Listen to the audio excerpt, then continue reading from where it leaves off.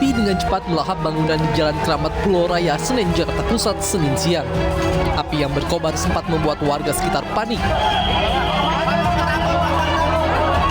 Dengan peralatan seadanya, warga pun berupaya membantu petugas damkar memadamkan api. Menurut salah seorang warga, api pertama kali muncul dari salah satu bangunan yang dijadikan tempat usaha warung makan. Banyaknya bahan yang mudah terbakar serta kencangnya tiupan angin membuat kobaran api dengan cepat menyambar ke bangunan lainnya. Api diduga berasal dari kebocoran tabung gas LPG dari kios warung makan. Awalnya tadi pas saya lihat kecil. Dari mana, Bu? Dari warung maknya. Dari warung maknya.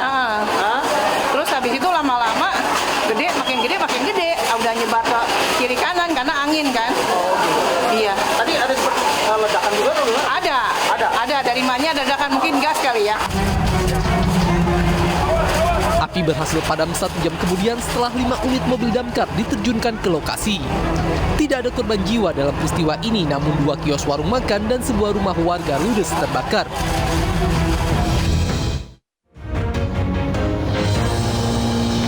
Selamat malam, apa kabar pemirsa? Kebakaran di permukiman padat penduduk di Jalan Keramat Pulau Raya, Jakarta tadi menjadi pembuka di A-News Prime hari ini. Selain itu, Menteri Pertahanan Prabowo Subianto kembali datang secara khusus ke istana menemui Presiden Joko Widodo. Sementara itu, 3 orang jemaah haji hilang di Arab Saudi. Bersama saya Anisha Dasuki, inilah A-News Prime selengkapnya.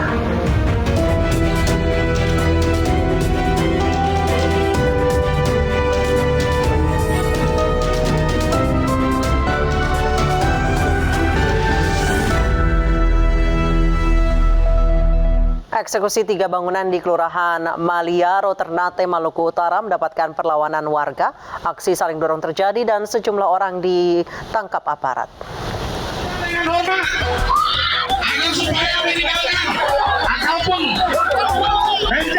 Aksi saling dorong terjadi saat aparat gabungan dari Pengadilan Negeri Ternate bersama aparat kepolisian Polres Ternate, Kodim Ternate, dan Satpol PP akan melakukan eksekusi terhadap 3 bangunan di Kelurahan Maliaro, Kota Ternate, Maluku Utara.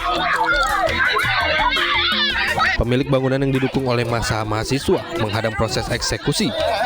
Aparat yang mengetahui adanya provokator langsung mengamankan sejumlah orang.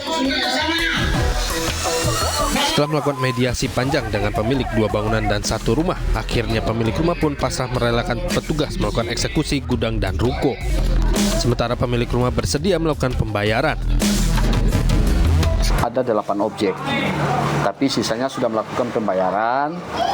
Nah, hari ini direncanakan kita eksekusi 3 objek, yaitu bangunan ruko, gudang, dan rumah milik Bapak Arsad Sawal. Namun dalam tahapan pelaksanaan tadi, Bapak Arsad Sawal itu mau melakukan pembayaran terhadap rumah. Hanya terbatas pada rumah saja. Untuk gudang dan bangunan ruko milik Eko Yunianto itu tetap dilaksanakan eksekusi pembongkaran. 1 alat ekskavator yang digunakan dalam eksekusi itu mulai merobohkan bangunan yang disepakati dengan pemilik lahan.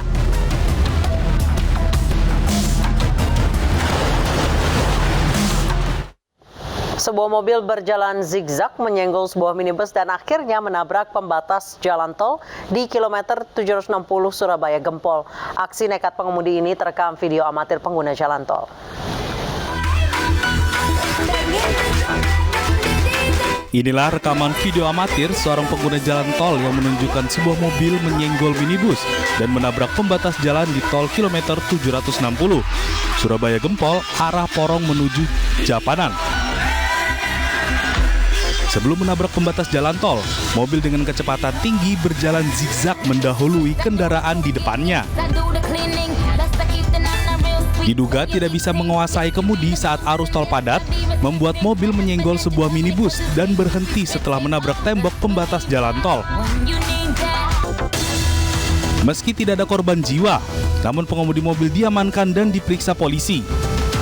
Kasus kecelakaan yang melibatkan 2 kendaraan ini akhirnya diselesaikan secara kekeluargaan. Ya, dari hasil pemeriksaan kami atas kecelakaan di kilometer 760, dari keterangan pengemudi bahwa yang bersangkutan menjelaskan bahwa mau mengejar temannya yang berada di depan. Kasus kecelakaan di Jalan Tol Surgem akibat pengemudi yang berjalan ugal-ugalan ini sempat viral di sejumlah media sosial.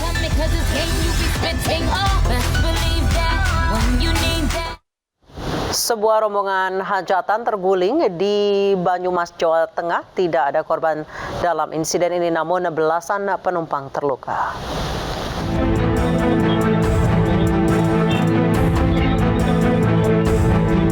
Sebuah bus terguling terekam kamera pengawas rumah warga di Jalan Sumpiuh, Desa Selanegara, Banyumas, Jawa Tengah. Bus ini membawa rombongan warga yang akan menghadiri acara hajatan. Bus yang membawa 26 penumpang ini terguling karena mengalami remblong. Warga yang mengetahui kejadian ini langsung membantu para korban. Benar ada bus guling, tapi diduga penyebabnya karena remblong. Tadi sementara baru kita kalkulasi kurang lebih 26, satu luka agak berat sopir, lainnya luka ringan.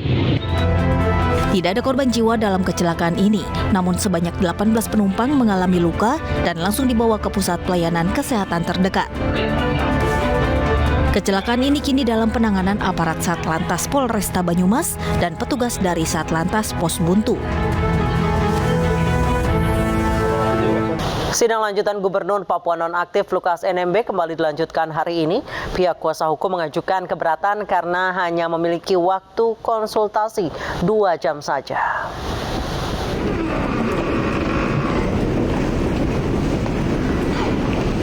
Usai dibantarkan selama 14 hari di Rumah Sakit Pusat Angkatan Darat Gatot Subroto, Jakarta, Gubernur Papua Nonaktif Lukas NMB kembali menjalani sidang di Pengadilan Tindak Pidana Korupsi Tipikor Pengadilan Negeri Jakarta Pusat hari ini. Pengacara terdakwa Lukas NMB, O.C. Kaligis, mengatakan keberatan dengan tuduhan yang dialami kliennya, apalagi pihak kuasa hukum belum diberikan waktu yang cukup untuk konsultasi dengan terdakwa. Pengacara hanya memiliki waktu 2 jam saja bertemu Lukas NMB. Perintah tahanan pengadilan itu mempunyai hak toh dikunjungi pengacara untuk konsultasi dari hari Senin sampai hari Sabtu. Itu penetapannya yang kemarin pengadilan sini. Kenapa sekarang kita cuma dikasih 2 jam? Kan bagaimana kasihnya artinya menjelaskan kan?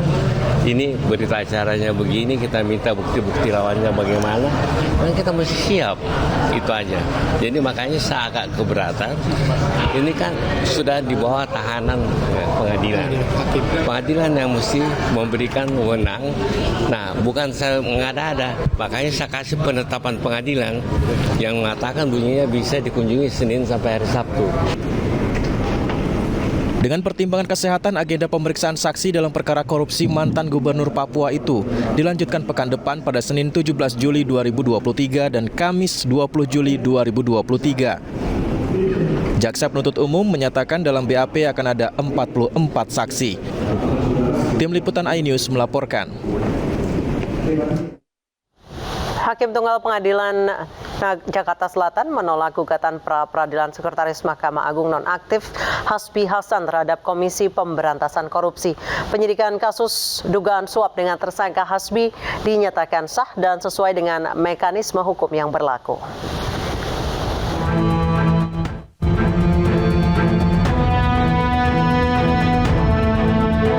Gugatan pra-peradilan yang diajukan oleh tersangka kasus dugaan suap Sekretaris Mahkamah Agung Hasbi Hasan terhadap Komisi Pemberantasan Korupsi ditolak Pengadilan Negeri Jakarta Selatan.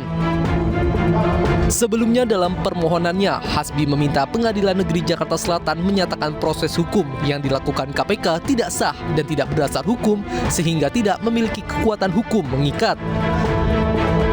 Sementara hakim menilai penyidikan yang dilakukan KPK selaku termohon hingga menetapkan Hasbi sebagai tersangka sudah sesuai prosedur hukum yang berlaku.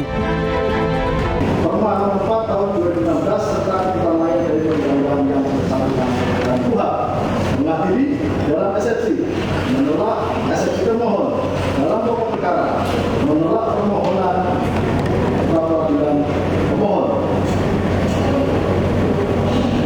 Membebani pemohon bayar biaya perkara.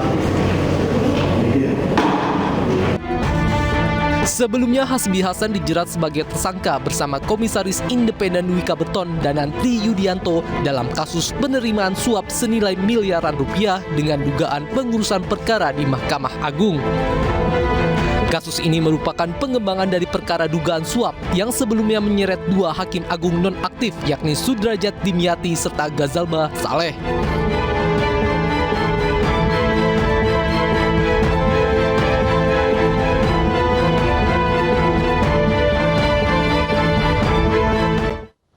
Ribuan warga berebut uang yang disebarkan oleh juragan batik di Pekalongan, Jawa Tengah. Informasi selengkapnya akan kami hadirkan usai jeda, tetap di iNews Prime.